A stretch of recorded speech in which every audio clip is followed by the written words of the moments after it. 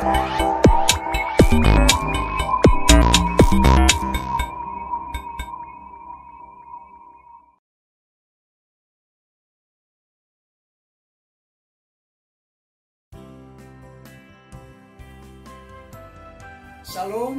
saudara-saudari yang dikasihi Kristus. Jumpa kita dalam renungan harian GKI Kuitang pada hari ini, Senin 8 November 2021, bersama saya, Pendeta Emeritus Arti Sembiring. Bahan renungan kita terambil dari kitab Kejadian. Kejadian pasal 24 ayat 57 sampai 58 ditambah dengan ayat 60. Demikian firman Tuhan ini. Kejadian 24 ayat 57. Kata mereka, baiklah kita panggil anak gadis itu dan menanyakan kepadanya sendiri. Lalu mereka memanggil Ribka dan berkata kepadanya, maukah engkau pergi beserta orang ini? Jawabnya, mau. Dan mereka memberkati Ribka.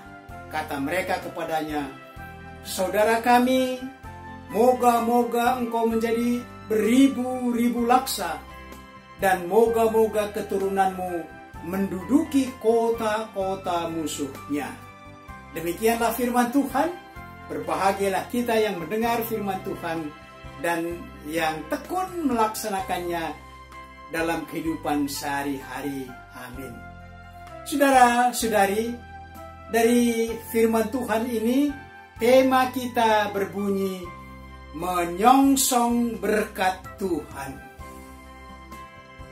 Bagi Anda yang sudah berkeluarga, apalagi sudah berkeluarga, berumah tangga, puluhan tahun, ada saatnya kita mengenang masa lalu yang indah. Kadang-kadang kita teringat ada kecemasan-kecemasan dulu. Tapi semua itu sudah berlalu dan kita bersyukur sudah menjalani kehidupan rumah tangga kita sekian lama.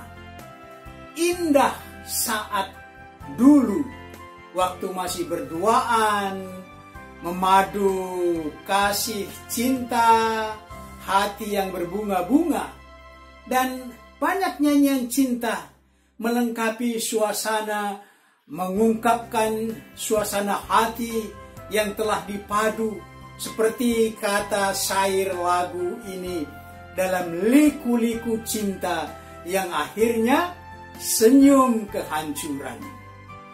Diharapkan akhirnya cinta yang sudah dipadu untuk membangun rumah tangga. Itulah keluarga yang telah Anda bangun dan jalani. Pada umumnya di masyarakat kita, wajarnya kaum pria atau pengantin pria yang datang membawa lamaran ke rumah calon pengantin wanita, lengkap dengan keluarga, orang tua, sanak saudara. Namun, bagaimana kalau wanita yang datang ke keluarga pria? Apalagi si pria dan wanita ini belum pernah ketemu. Bagaikan janjinya nanti, bagaimana nanti janji mereka kalau membangun rumah tangga, padahal mereka belum pernah tatap muka. Saudara-saudara, firman Tuhan bahan renungan kita pada kesempatan ini yaitu kisah pernikahan Ishak anak Abraham dengan Ribka anak Betuel. Abraham sudah menekankan agar Ishak tidak boleh mengambil wanita Kanaan di mana mereka tinggal menjadi istrinya. Abraham menghendaki agar Ishak mendapat istri dari keluarganya, dari daerahnya yang cukup jauh dari Kanaan, yaitu di Padan Haran.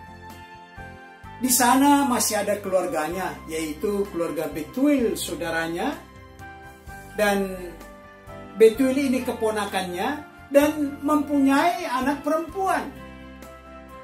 Maka dipercayakanlah suatu tugas kepada hambanya.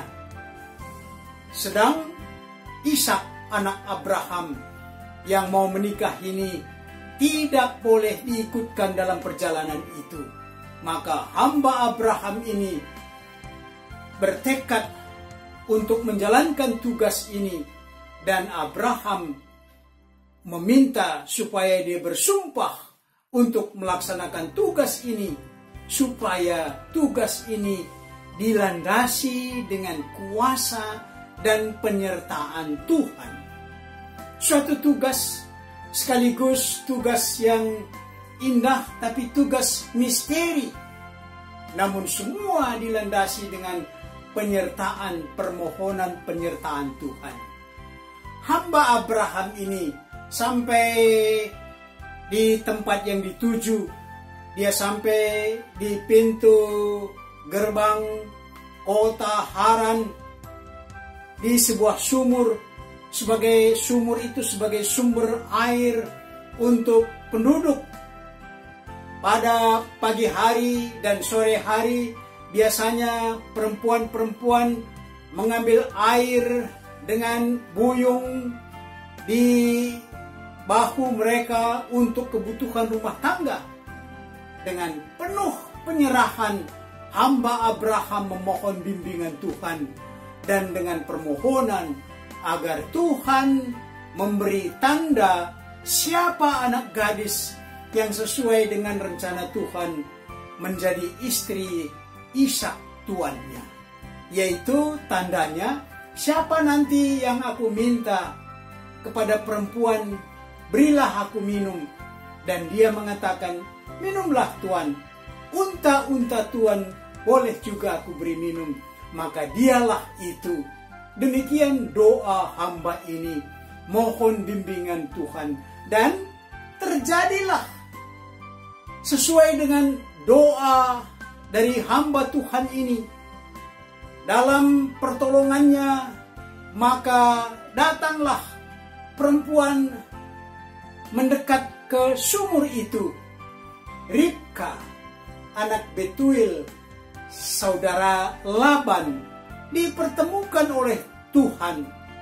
Berawal dari sumur itu, kemudian hamba Abraham dibawa masuk ke rumah, dan dia menjelaskan maksud perjalanannya.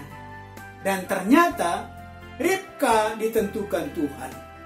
Tiba saatnya, akhirnya dari tugas ini, apakah berhasil atau gagal, yaitu meminta Ribka supaya mau menjadi istri Ishak yang belum pernah dia lihat. Ibunya Milka sudah setuju supaya pergi ke Kanaan. Laban saudaranya sudah merelakan. Tetapi bagaimana dengan Ribka sendiri? Apa Ribka mau begitu saja karena dia belum pernah bertemu dengan Ishak?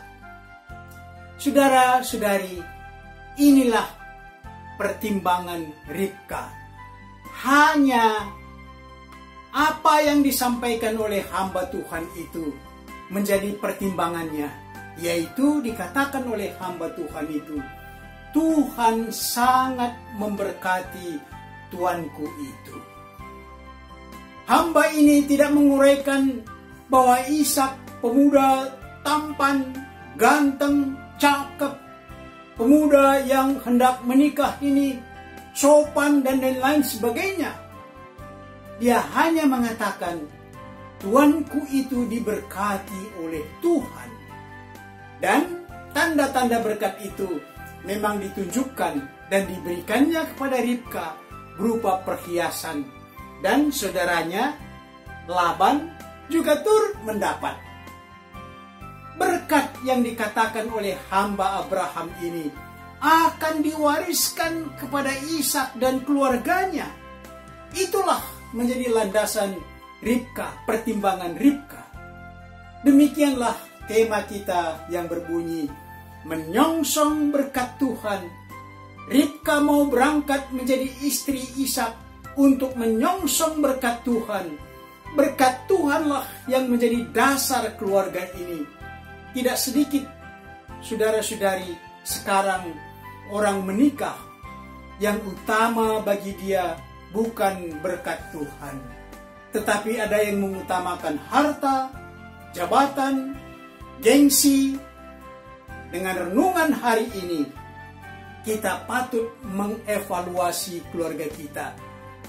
Adakah berkat Tuhan menjadi landasan utama keluarga kita dulu, sekarang, dan nanti? Mari kita aplikasikan renungan ini dengan pokok berikut. Pertama, bagaimana Anda memelihara pernikahan yang dilandasi dengan berkat Tuhan? Bagaimana Anda memelihara janji pernikahan? Yang kedua, ada pernikahan yang diteguhkan dan menerima berkat Tuhan, namun suami istri keluarga ini bercerai.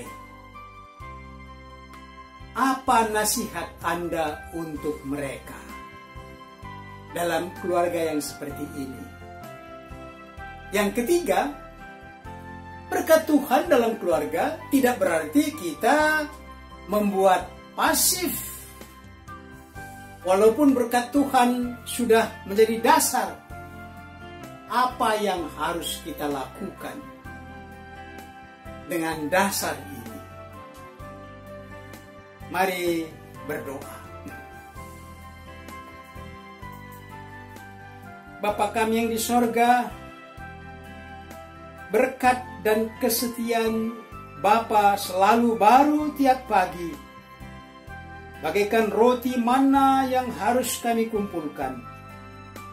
Karena itu kami bersyukur setiap pagi, dan atas syukur itu kami bekerja dan beraktivitas keseharian kami. Bapa, tolong setiap keluarga yang membangun keluarga di atas berkat Tuhan, namun mendapat banyak tantangan, kesulitan dalam berbagai hal yang membuat keluarga itu terbawa oleh kenikmatan duniawi dan melupakan Tuhan yang sesungguhnya selalu hadir dengan berkat. Namun mereka tidak menyadari lagi. Tolong keluarga yang mengalami masalah, terutama masalah kesetiaan dan cinta kasih suami istri dan anak-anak. Inilah doa kami ya Bapa.